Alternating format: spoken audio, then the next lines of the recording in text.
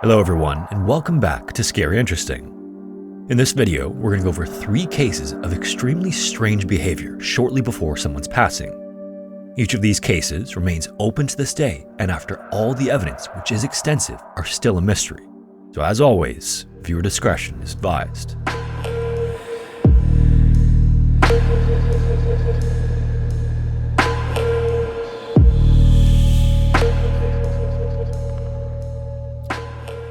On the morning of June 16, 2009, a father and son were walking along a beach known as Ross's Point in Sligo Harbour, which is a town on the north side of Ireland.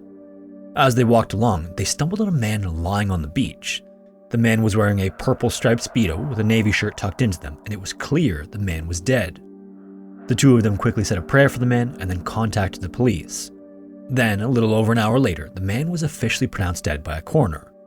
Afterward, the police needed to figure out who the man was and what had happened to him, but this would go on to be a 5-month investigation, and at the end of it, they weren't any closer to identifying the man or explaining any of the strange actions of his last days. The man who was found on the beach was first seen in Ireland 4 days earlier on Friday, June 12th. That day, he arrived at the Ulster bus station in the afternoon sometime between 2:30 and 4 o'clock. There, he got on the bus to Sligo Harbour and was seen carrying a black shoulder bag and a black rolling carry-on sized luggage bag. Then he got on the bus towards Sligo and arrived at the Sligo bus station several hours later around 6:30. Then he took a taxi to the Sligo hotel where he checked in and paid with cash. The name he used to check in with was Peter Bergman, and the address he gave was for somewhere in Vienna, Austria. Weirdly, both the name and the address were actually fake. Police would later find out that there was no Peter Bergman from Vienna, Austria who went missing or even existed at all. Given the man's thick German accent, there was no reason to suspect otherwise at the time, and even though the format of the address didn't match the format of the area in Vienna, again, this went unnoticed by hotel staff. There was just no reason to suspect he had given fake information. In any case, Peter Bergman, as he has come to be known, was in his late 50s or early 60s. He was about 5'10" with short hair and blue eyes, and he had a slightly tanned complexion. His hair was also nicely cut and combed, and his face was always freshly shaved. He typically wore a black leather jacket, blue pants, and black shoes, and all of his clothes were from a popular store in the Germany and Austria area. Weirdly as well, when he was found on the beach, all the tags in his clothing had been cut off. While Peter was at the hotel, he frequently went out to smoke when he was there, but also left a total of 13 times carrying a purple plastic bag in one hand. Each time he left with the bag, it clearly had items in it, but then each time he returned, he was no longer holding the bag. It's thought that each time he left, he would throw the items from the bag in bins around the town and then fold the bag and put it neatly into his pocket. However, again, weirdly, the stuff he threw out has never been located because he seemed to actively avoid any garbage bins in direct view of cameras around the town. All of his actions seemed to be planned out, and he was very careful to avoid giving away exactly what he was doing. On Saturday, the day after he checked into the hotel, he was caught on camera walking to the Sligo post office at around 11 a.m. where he bought stamps. Later that day, he continued his pattern of leaving with his purple bag and then returning without it in hand. Then the following day on Sunday, he left around the same time and this time grabbed a taxi.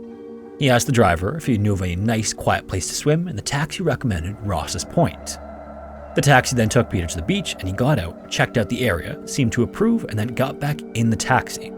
Afterward, the taxi took him back to the hotel and dropped him off. The following day on Monday, Peter checked out of the hotel at 1 p.m., but weirdly, although he left with the same shoulder bag, he left with a different black carry-on bag than he arrived with. Then he walked to the bus station at the mall, then he went to the mall and awkwardly stood around for a little while. Then he walked back to the bus station and sat down to eat some food. While he was eating, he kept pulling out this piece of paper from his pocket and looking at it. When he was finished, he tore it up and threw it in the garbage.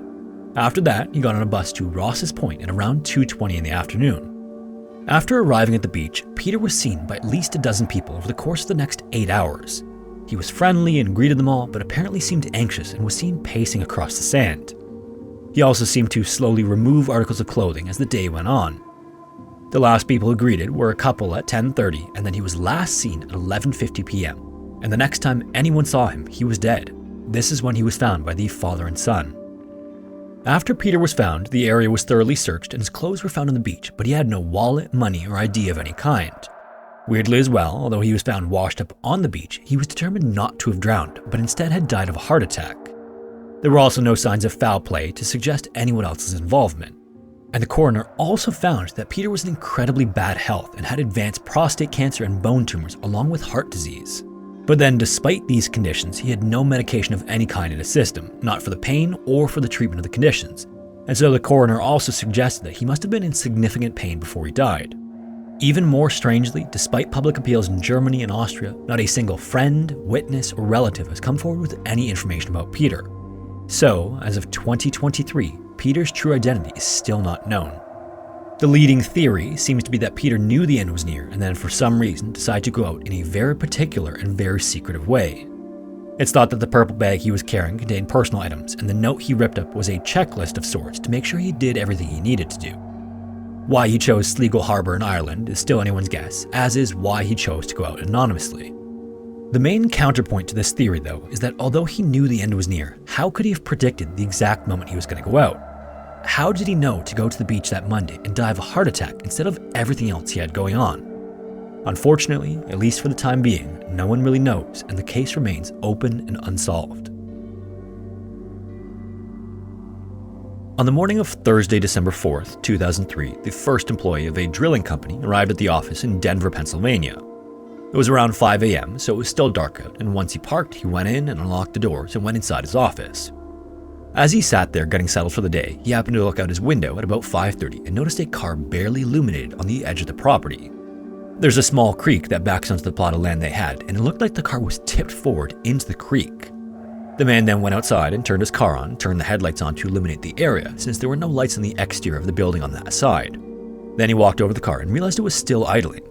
Then as he got closer, he could also see blood on the front driver's side door and panels and a child seat in the back seat. As soon as he saw that, he just turned right back around and called the police. Police arrived a little while later and cautioned off the area and then began to search around, and it wasn't long before they discovered a man lying face down in the creek. The man was clearly the source of the blood because he had stab wounds all over his neck and chest. Immediately, police suspected this was a homicide because of the circumstances. They would also find a name tag around his neck, and upon reading it, discovered the man's name was Jonathan Luna, and he worked for the Maryland U.S. Attorney's Office. After figuring out who the man was, they would get in contact with his wife and start to piece together his last moments.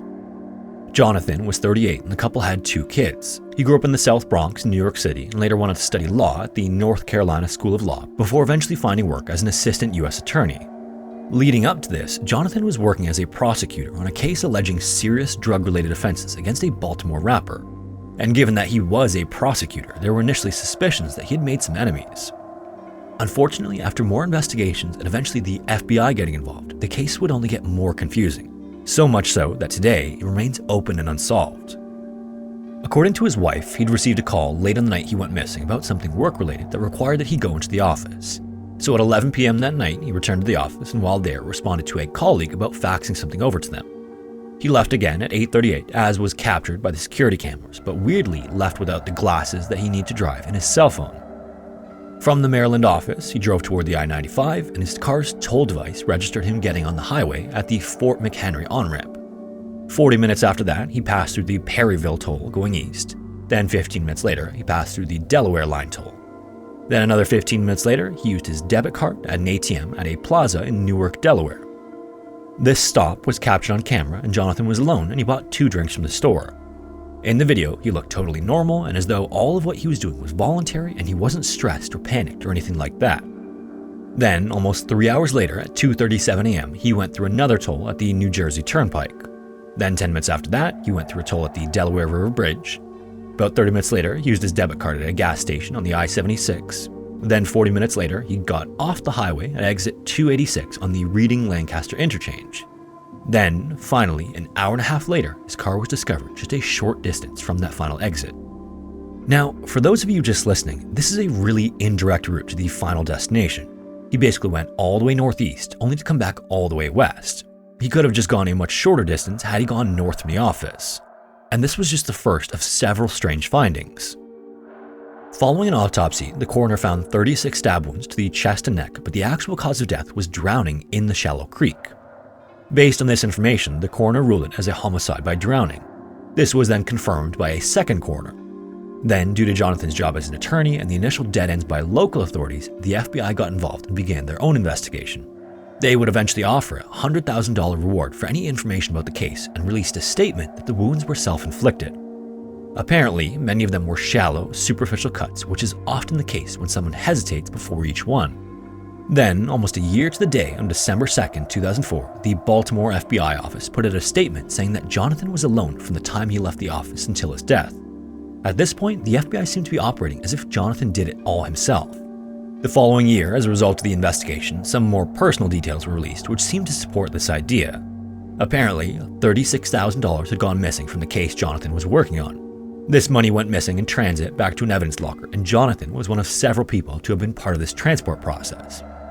As a result, he and several others were scheduled to take a lie detector test, but Jonathan had rescheduled his first test and had yet to take the next one. It was also revealed that he had $25,000 in credit card debt. Later, the FBI even asked the coroner to change the ruling from homicide to self-inflicted, but the coroner refused. Understandably, his family was very resistant to the idea that Jonathan had done it. He was known as a happy, energetic person, he often brought his kids to work and was described as clearly a good father by the people in the office. Now obviously, people can pretend to be happy, but the self-inflicted theory does seem weak otherwise. He was a lawyer who made good money. $25,000 in credit card debt is a lot, but not an impossible burden for someone well paid. His wife was also an obstetrician. In addition, missing the lie detector could have just been a genuine scheduling issue because $36,000 seems like a low amount of money to throw away a career over. And to the people who knew him, this also seemed like it would have been totally out of character for Jonathan. The final weirdness about Jonathan's case is that the mortician who prepared his body would say that some of the wounds were also on his back. In addition to that, he had some obvious trauma to his groin area. Both of these would suggest someone else's involvement. But despite this, the FBI has been unwavering in their position. So in the end, you have an individual who is in a high-profile position with some potentially suspicious activity leading up to his death. On the night he died, he drove for hours throughout the night in a seemingly random direction, but during which was caught on camera acting totally normal. Then, once he was found, his wounds only added another layer to the confusion. Today, although the case is considered open, active, and ongoing, very little news has come out in over a decade. Blair Adams had no business in Knox County. According to police, he didn't know a single person in Tennessee, so they were puzzled when they found his body there. In the summer of 1996, two construction workers were just about to clock in when something across the job site caught their eye. It was a man lying motionless on the asphalt. At first, they assumed he was homeless and asleep, but on approach, their stomachs sank. It was clear the man had been beaten and he was in a pool of blood. He was also naked below the waist and his socks and shoes were beside him, one of which was tucked under his head like a pillow. Also strewn about were thousands of dollars in American, Canadian, and German dollars, plus a fanny pack and a bag stuffed with valuables. The workers called 911 and investigators arrived soon after, and with the ID on scene, were able to identify the man as Robert Dennis Blair Adams from Surrey, British Columbia, Canada. The reason he was in Knox County though, and who killed him and why, is still a mystery to this day. Blair was raised in BC and his life hadn't been easy. He had struggled with addiction and on more than one occasion it landed him in legal trouble. Yet by 1996, he was trying hard to do better for himself. He was in his early 30s, living in Surrey, and 2 years sober. He was holding down a job as a foreman, and he had earned the trust of his coworkers enough that he was traveling abroad for work. He spent some time in Germany just the year before, helping his stepfather's firm. He also met a woman there and fell in love, and they kept in touch after he left the country. In her experience, Blair was a gentleman, but at the same time, many of his colleagues didn't share this opinion. They recalled him being quick to anger and often getting into fights. And this behavior then continued after he returned home. Family and friends say he was agitated one minute and withdrawn the next, and he was paranoid too. He seemed to be terrified that somebody or some people were coming for him. As this was all happening, Blair's mother begged her son to come clean about his troubles, but he refused to tell her what it was about and what was bothering him. The only person he ever somewhat confided in was his long-distance partner, and he hinted to her that his antics in Germany had caught up with him and it might cost him his life. By early July of 1996, Blair's loved ones were concerned. It seemed like all of his self-improvement was only short-lived. Not only were his personal relationships under strain, but he had also burned bridges with his boss and his contacts at Alcoholics Anonymous. Then that Friday, for some unknown reason, he would abandon his life completely. He just left and he withdrew almost everything from his bank accounts, which was more than $6,000, and he also emptied his safety deposit box, which was filled with German Deutschmarks, gold and platinum coins, 5 ounces of gold bars, as well as a little jewelry. From this moment, Blair's actions became increasingly erratic.